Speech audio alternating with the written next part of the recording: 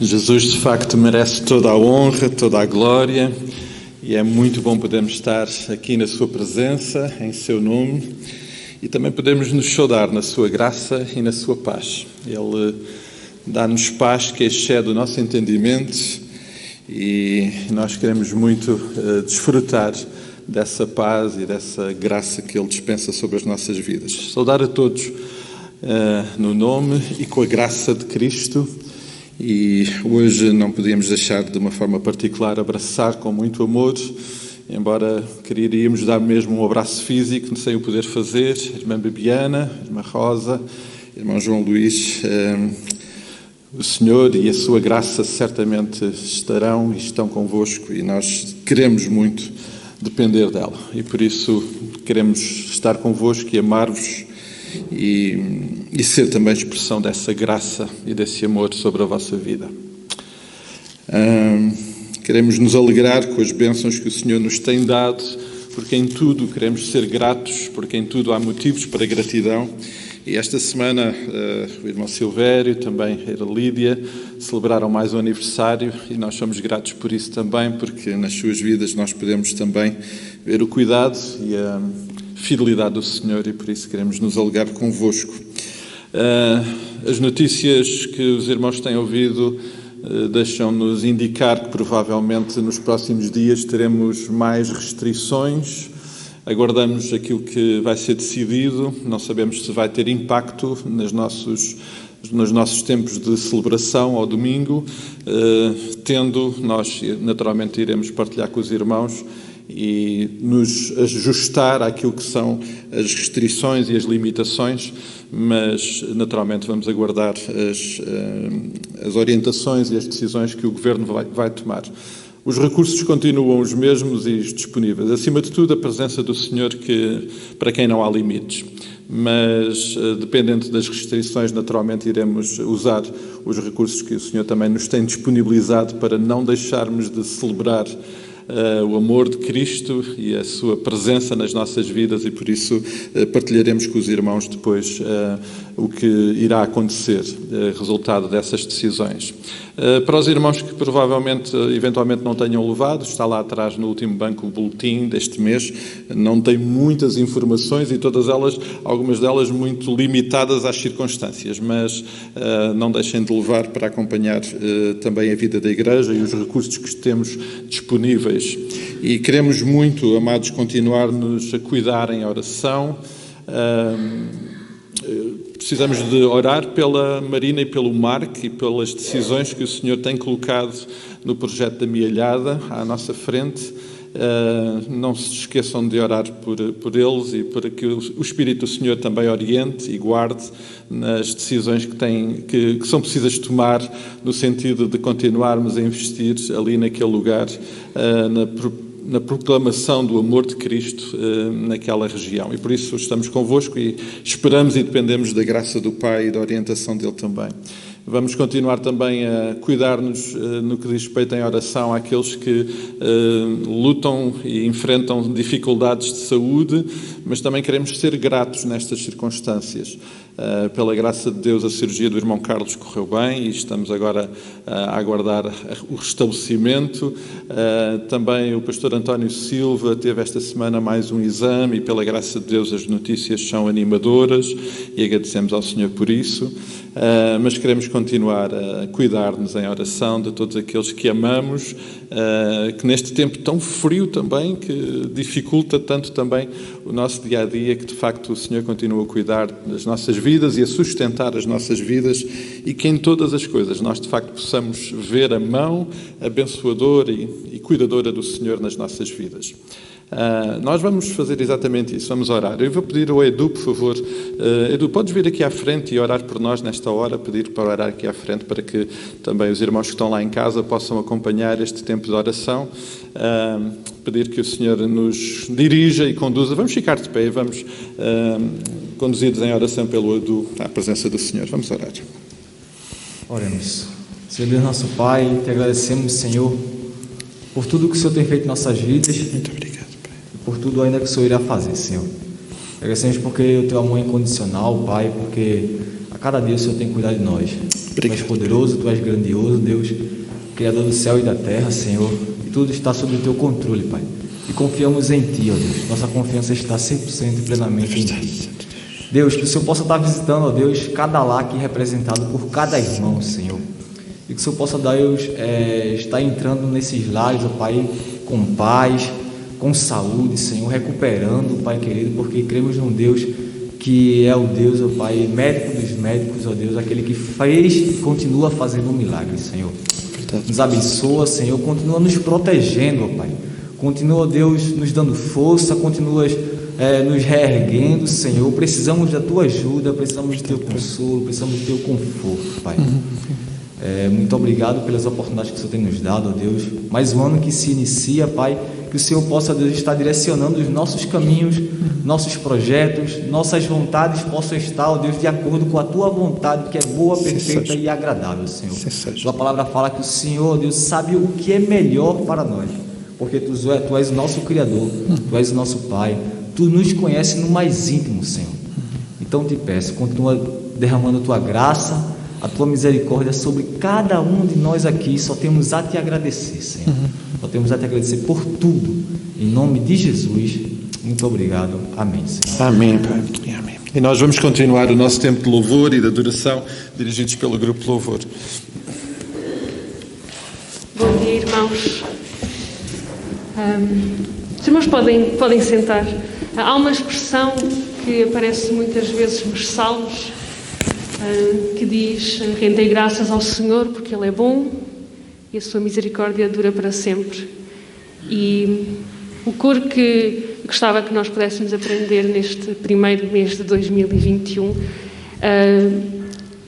pegou neste texto, o autor inspirou-se neste texto e diz que nosso Deus é bom, a sua misericórdia dura para sempre e todas as gerações irão adorá-lo e declarar-lhe glória. Então nós vamos cantar uma vez. Quem já conhecer, por favor, cante connosco, e depois iremos então repetir e louvar o nosso Deus também com este cântico.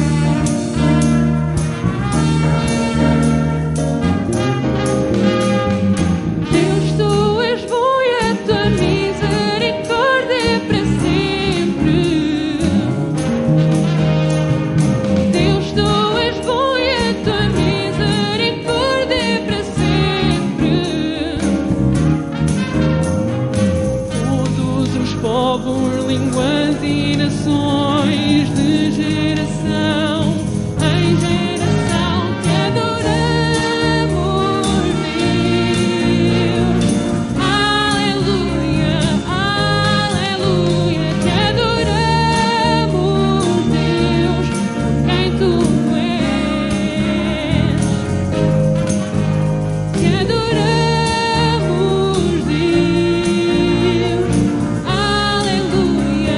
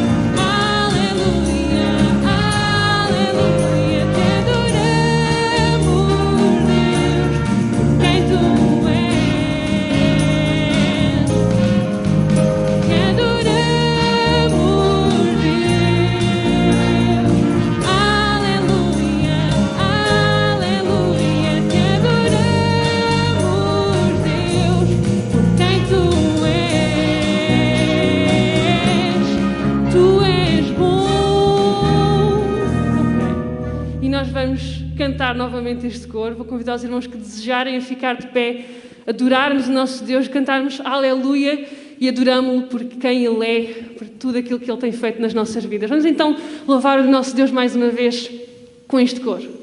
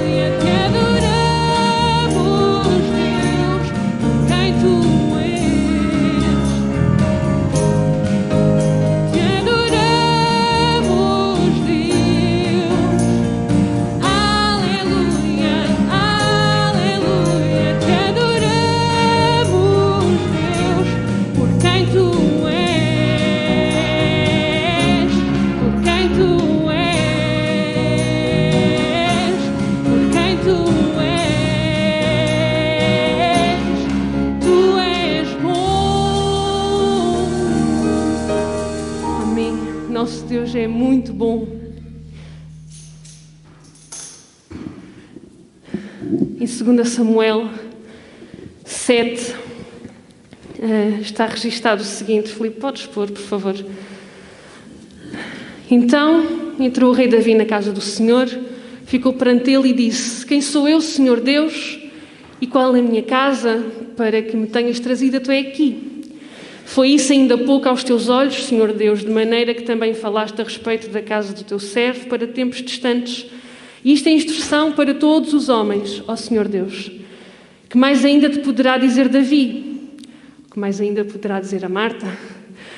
Pois tu conheces bem a teu servo, ó Senhor Deus. Por causa da tua palavra e segundo o teu coração, fizeste toda esta grandeza, dando a conhecer ao teu servo. Portanto, grandíssimo és, ó Senhor Deus, porque não há semelhante a ti e não há outro Deus além de ti, segundo tudo o que nós mesmos temos ouvido. Amém. Vamos ler juntos este versículo 22. Portanto, grandíssimo és, ó Senhor Deus, porque não há semelhante a ti e não há outro Deus além de ti, segundo tudo o que nós mesmos temos ouvido. Temos ouvido, temos visto, temos experimentado. Nosso Deus Supremo, o único que é digno de glória, e nós vamos continuar a louvá-lo cantando este coro. Nosso Deus é supremo, só a Ele nós devemos entregar a nossa adoração, e nós, com os jovens e adolescentes, temos visto esta importância de nosso Deus ser o único que é digno de adoração e como é que nós podemos adorá-lo com corações verdadeiros. E vamos com este cântico louvá-lo nesta manhã juntos também.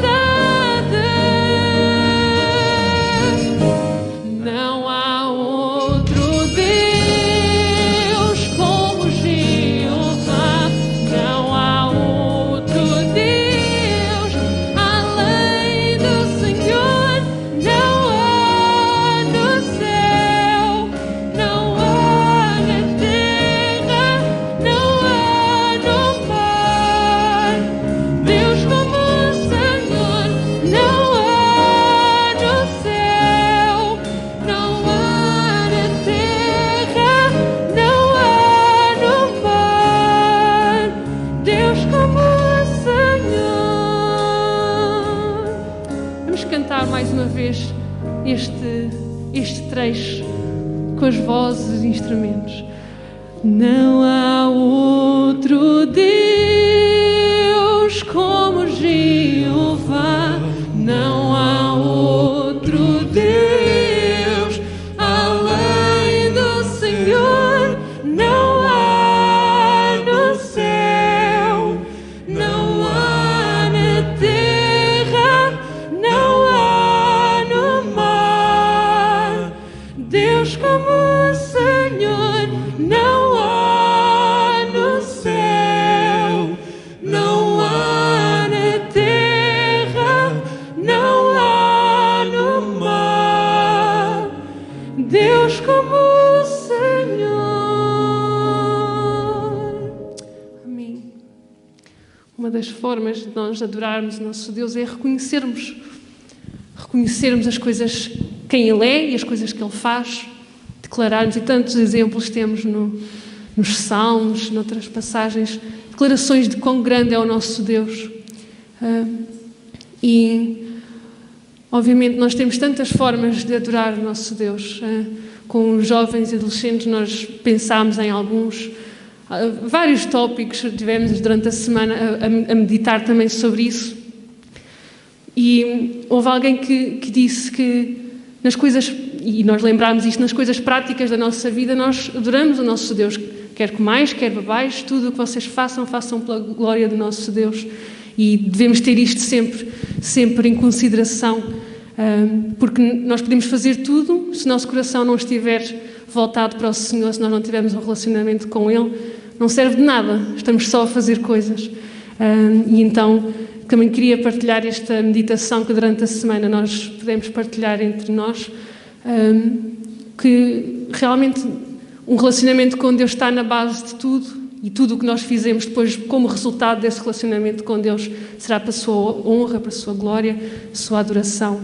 E nesta manhã eu gostava também de convidar os irmãos que desejarem fazer a entrega dos dízimos e ofertas, também de acordo com aquilo que o Senhor colocar no vosso coração, porque, mais uma vez, se não tivermos com o coração voltado para o nosso Deus, é só um ato, não tem valor. Então, convido quem desejar a fazer a entrega de dízimos e ofertas, enquanto declaramos ao nosso Deus que nós o desejamos, nós queremos ter este relacionamento com Ele. Eu te amo, eu te quero, prostrado, eu te adoro. E vamos então adorar o nosso Deus desta forma também, cantando ao nosso Deus Pai de amor.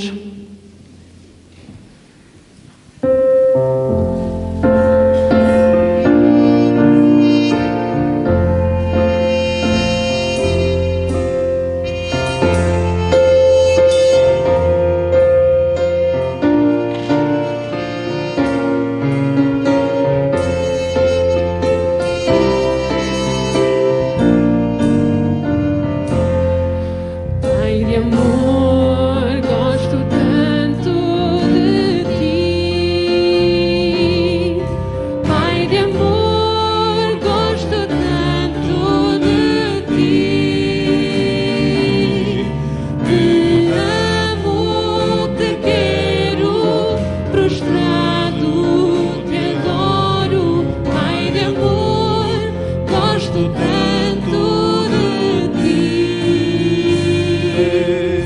Meu Jesus amoroso tu és, meu Jesus amoroso tu és, minha alma levaste, teu Espírito enviaste, meu Jesus amoroso tu és, Santo Espírito Consolador, Santo Espírito Consolador, tu nos santificas e em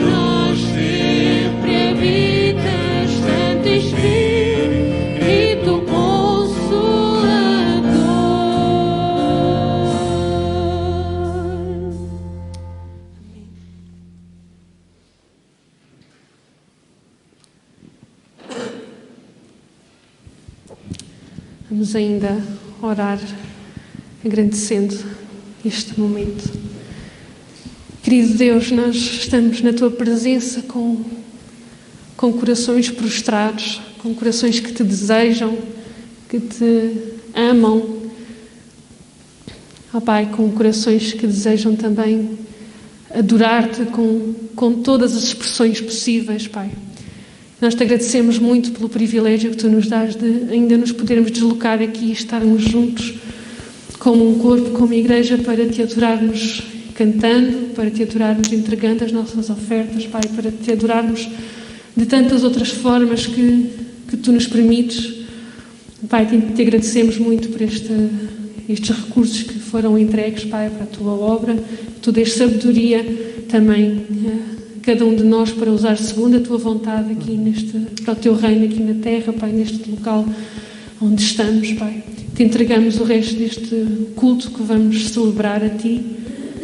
Pai, que possamos também ter o nosso coração aberto para ouvir aquilo que Tu tens para nos dizer nesta manhã, Senhor, e no resto deste dia, Pai, que Tu possas usar o pastor, a Tua palavra, Pai, cada conversa com irmãos, Pai, que Tu usas tantas formas para nos falar e nós queremos estar atentos para Te ouvir, Senhor. Te entregamos as nossas vidas, Pai, e mais uma vez Te entrego o resto deste culto nas Tuas mãos. É isto que nós oramos em nome do Teu Filho, Jesus. Amém. Amém.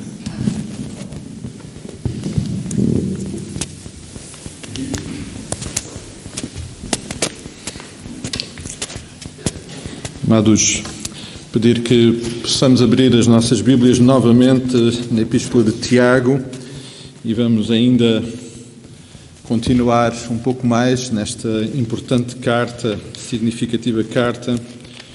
E hoje, regressando ao texto de Tiago, vamos considerar apenas, e a partir de um único versículo, o versículo 17 do capítulo 4 de Tiago.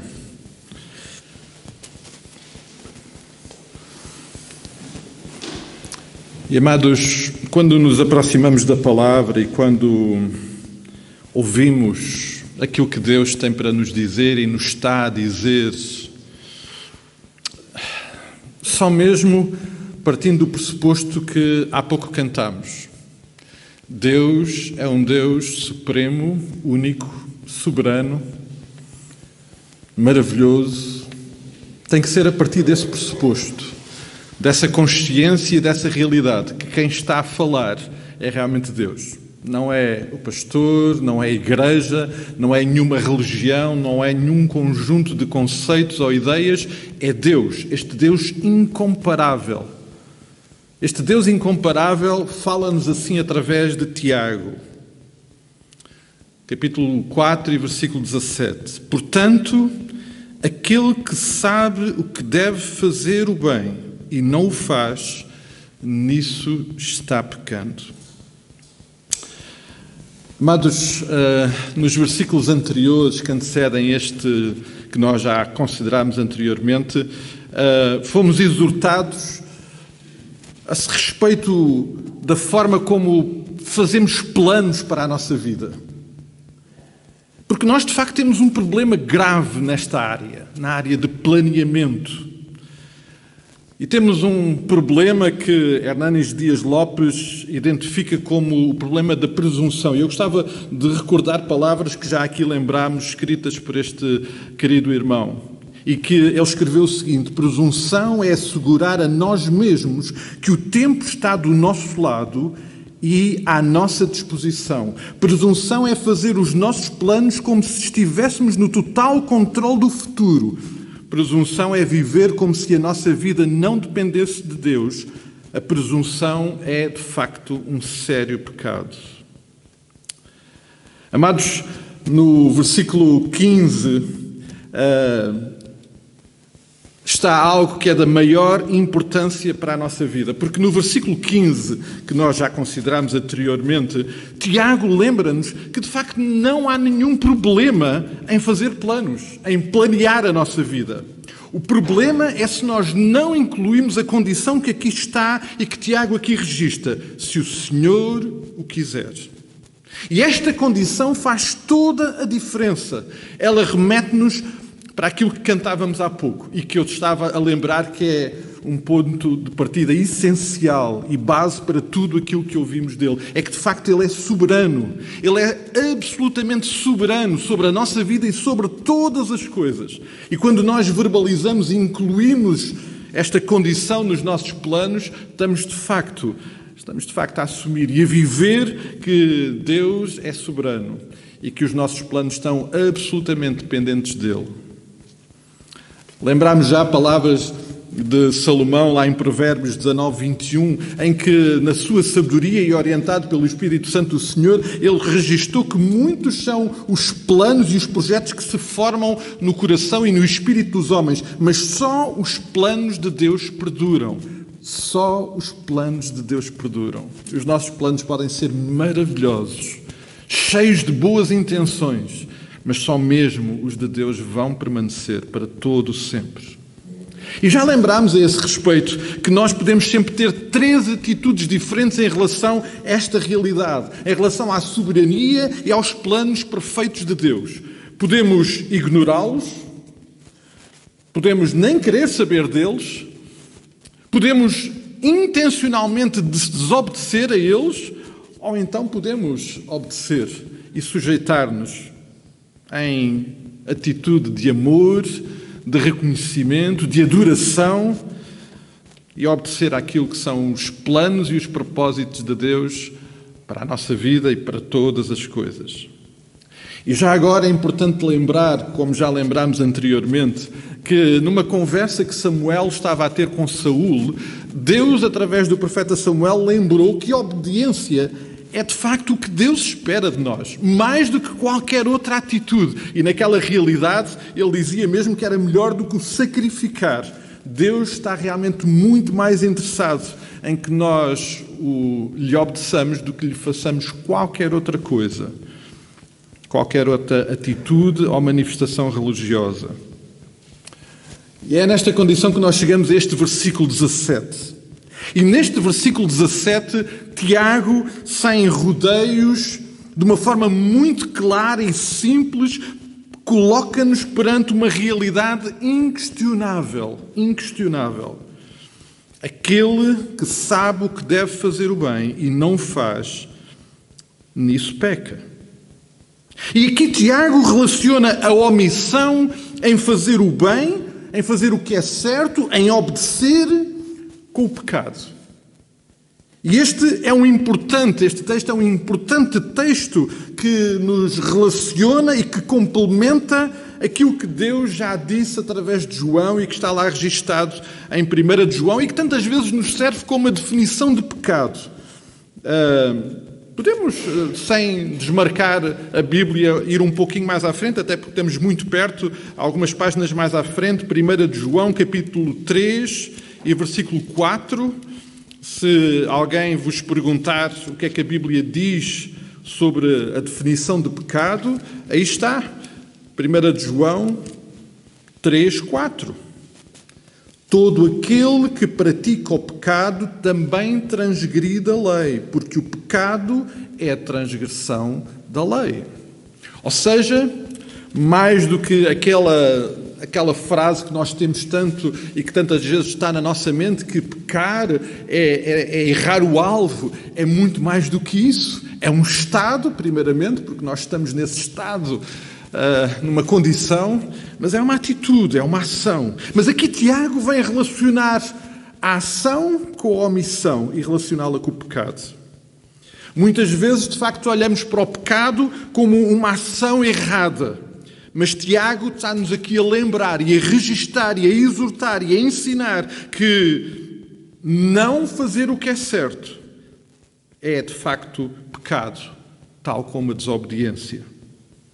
E pecado, amados, é um assunto muito sério, incómodo. Tantas vezes fugimos deste assunto, mas este é um assunto muito sério. E Tiago começa logo no início da carta por nos lembrar isso. E se os irmãos, por favor, mais um pequeno exercício, 2 páginas antes, capítulo 1 e versículo 15.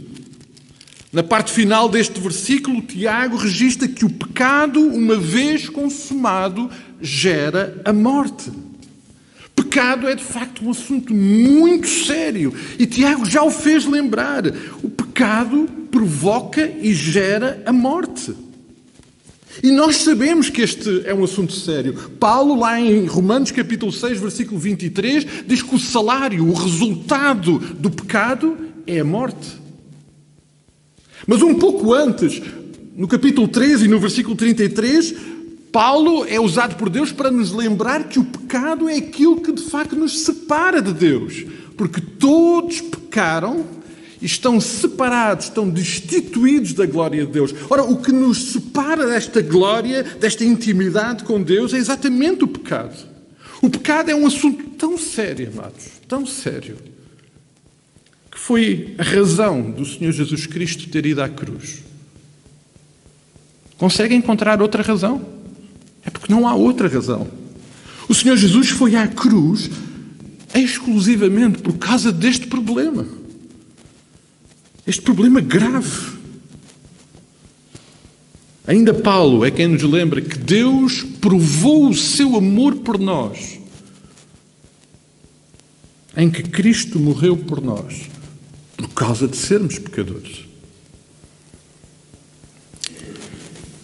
Amados, quando então olhamos para este versículo 17 do capítulo 4 de Tiago, eu bem sei que muitos defendem que este texto especificamente e originalmente está a ser dado para um grupo numa situação muito particular e muito específica. De facto, Tiago estava a falar num contexto e estava também a dirigir àqueles que, tendo recursos, que sendo negociantes, se tinham descuidado com as suas responsabilidades enquanto cristãos.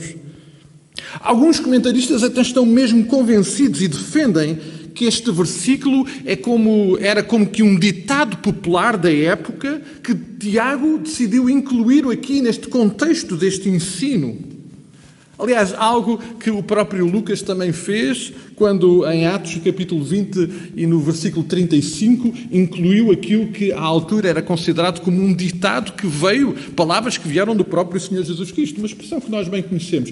Mais bem-aventurado é dar do que receber. Não temos esse registro da própria boca do Senhor Jesus Cristo, mas Lucas registou como sendo algo que era como sabedoria popular. Amados, sendo um ditado, sendo sabedoria popular ou não, agora para nós, ele é palavra.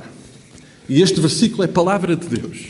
E este versículo é a exortação de Deus e é uma exortação muito importante para nós.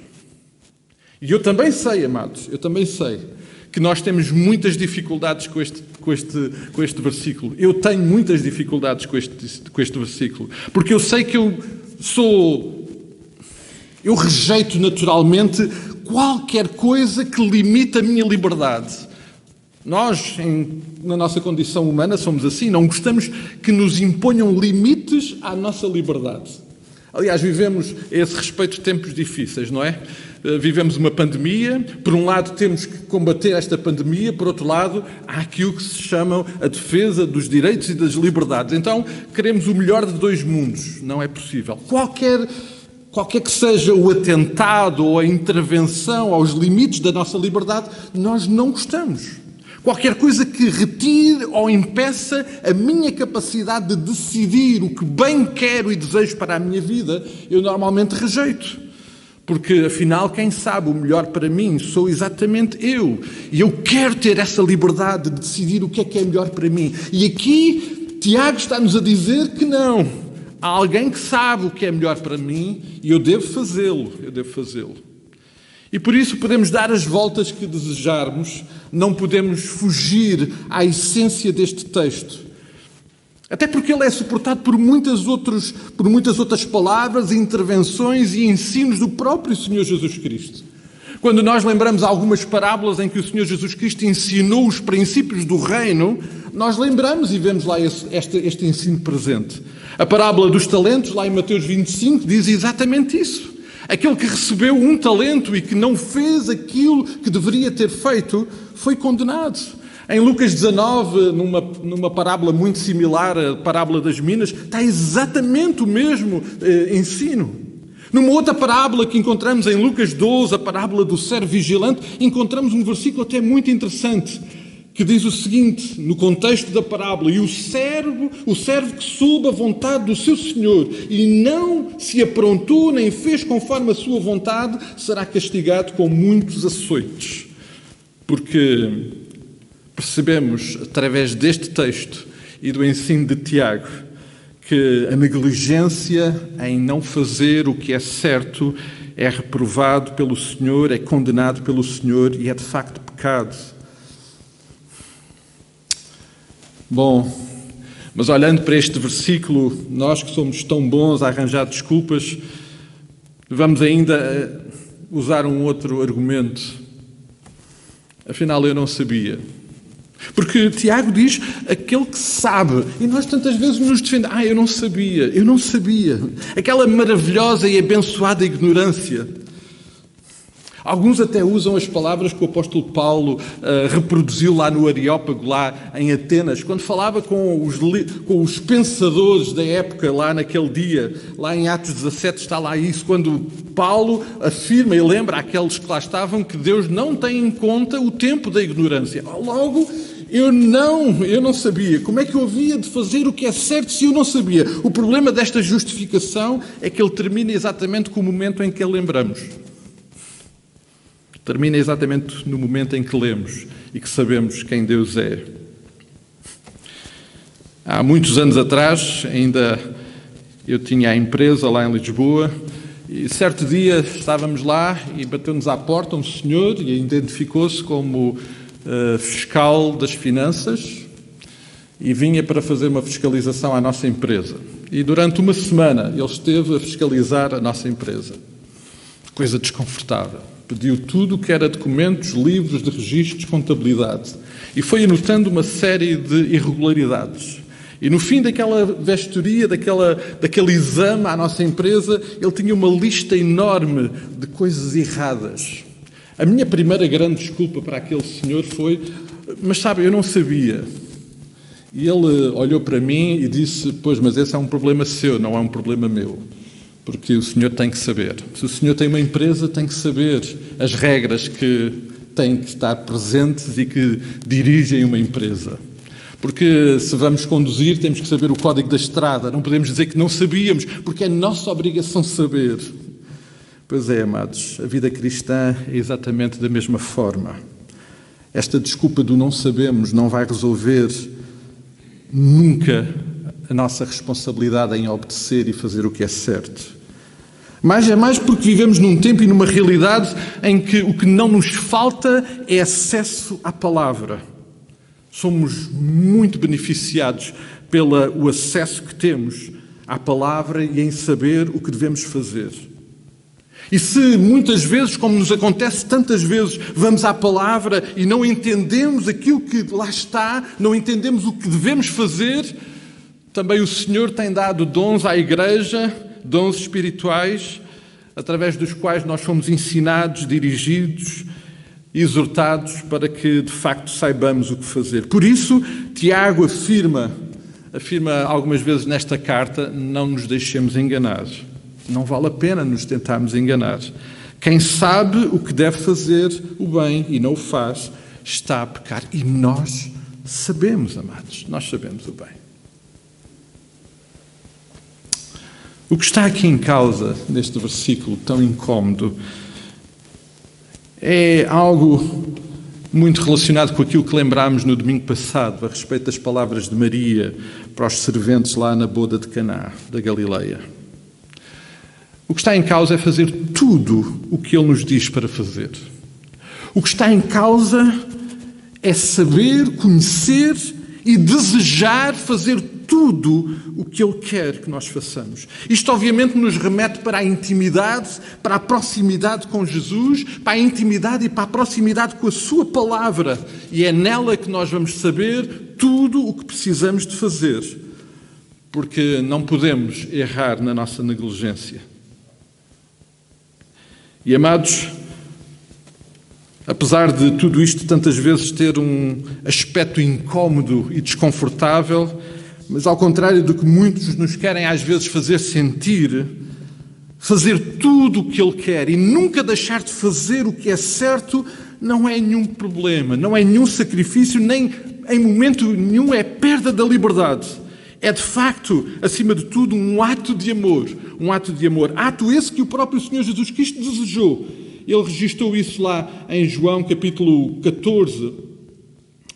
Filipe, podes, por favor, passar, que não estou a conseguir passar o texto seguinte. João capítulo 14. Aquele que tem os meus mandamentos e lhe obedece é aquele que me ama. E por ele me amar, o Pai o amará. E lá à frente, no capítulo 15, o Senhor Jesus Cristo ainda dá mais ênfase a esta verdade, quando Ele diz que nós seremos amigos dEle, teremos um relacionamento de intimidade e de amor com Ele, se fizermos o que Ele nos manda. E nunca deixarmos de fazer o que Ele nos manda. De facto, fazer sempre o que Ele nos manda. Fazer sempre o que é certo aos olhos e à vontade do Senhor Jesus Cristo é a melhor forma que nós temos de viver. Porque fazendo sempre o que Ele nos manda, fazendo sempre o que Ele deseja, para além de ser muito abençoador para as nossas vidas, para além de honrar o Seu nome, porque é uma forma de o honrarmos, afasta-nos e protege-nos de um problema que nós lidamos diariamente, que é o pecado. Sabendo nós que este é um assunto sério, sabendo nós que, inevitavelmente, sempre que ainda temos uma atitude de pecado, ela sempre vai trazer consigo sofrimento e dor e, acima de tudo, ofende a Deus e torna a cruz de Cristo mais dolorosa. E por isso esta é uma realidade e uma verdade transversal para a nossa vida. Não só queremos fazer tudo o que Ele nos manda para fazer, mas sabendo tudo o que Ele nos manda para fazer, nós não queremos nem podemos deixar de o fazer. E amados, este que é um dilema, esta que é uma dificuldade, esta que é uma batalha que todos nós enfrentamos diariamente e que Tiago aqui, de uma forma muito contundente e clara, nos volta a exortar. Eu creio que esta batalha, esta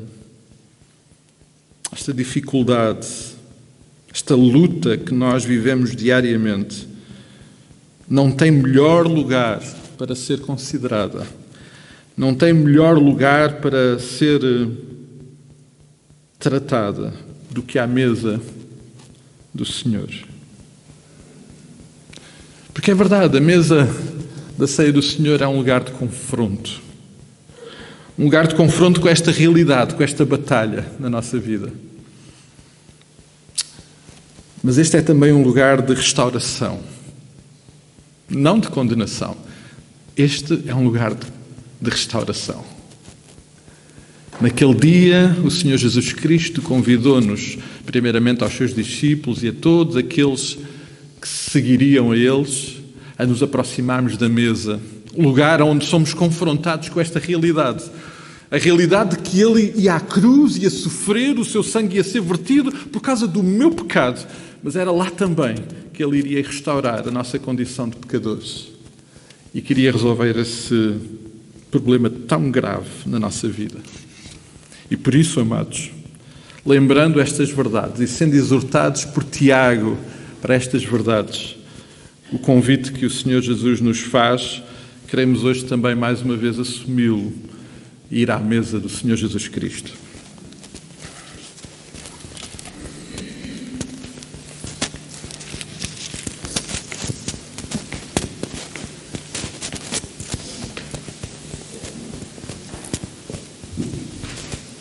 Enquanto os nossos irmãos e diáconos se aproximam, eu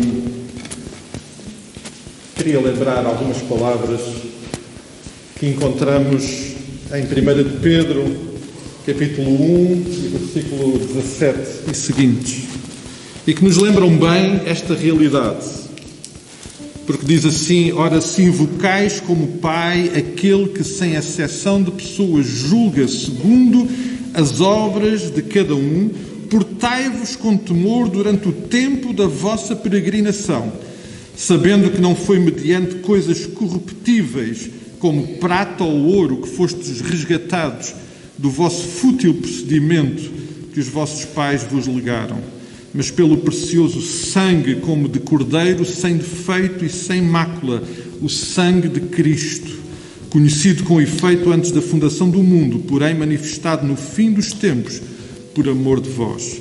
E por meio dele, tendes fé em Deus, o qual o ressuscitou de entre os mortos e lhe deu glória, de sorte que a vossa fé e esperança estejam em Deus. Este é o lugar para nós lembrarmos esta realidade, a nossa condição, mas também o amor maravilhoso e restaurador de Cristo, que manifestou e operou por nós naquela cruz. Por isso, o convite hoje é, mais uma vez, para que todos aqueles que, tendo aceito Cristo no seu coração, tendo recebido a presença restauradora de Cristo na sua vida, tendo confirmado isso pelo batismo, possam também chegar-se à mesa. Mas este, como eu dizia, não é um lugar de condenação nem de separação. Este é um lugar de restauração. E se algum de nós hoje, por qualquer motivo, hoje não pode se chegar à mesa, este é um lugar para ser restaurado e um momento para o restaurar e para se aproximar de Cristo e aos pés de Cristo e através do seu sangue a resolver e tratar esse assunto que precisa de ser tratado, que é urgente ser tratado, porque essa é a razão pela qual o Senhor Jesus Cristo morreu na cruz, essa é a razão pela qual nós estamos aqui à mesa também com Ele.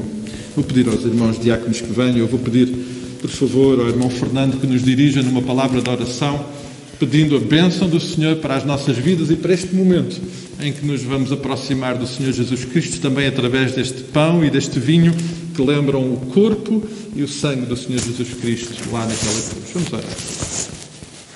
O Senhor seja honrado e glorificado nas nossas vidas. Os irmãos podem deixar o cálice nos bancos, mas vamos ainda terminar o nosso culto cantando um hino que os irmãos estavam a ouvir. Alguns já estavam a cantar, porque eu creio que faz todo o sentido cantarmos que o sangue do Senhor Jesus Cristo tem poder. E se nós hoje estamos aqui, se nós estamos aqui na certeza que Ele é o nosso Deus, o nosso Salvador, é porque de facto o sangue, o amor, a graça de Jesus Cristo tem poder. Amém? Amém. Vamos ficar de pé, mas vamos cantar este hino juntos.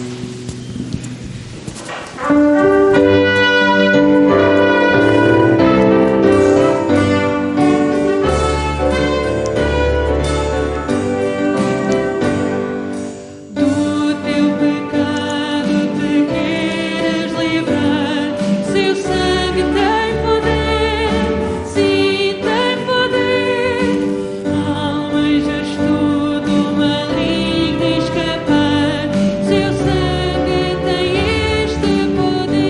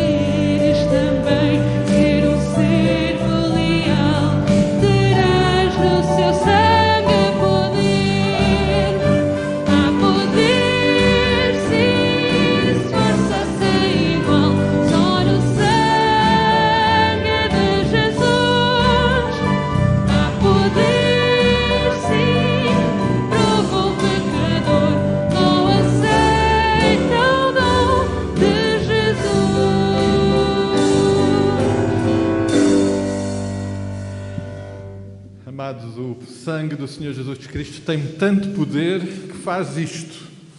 Nós podíamos fazer todo o bem do mundo, podíamos fazer todas as coisas bem feitas, podíamos obedecer a toda a lei, ainda assim isso não nos valeria de nada.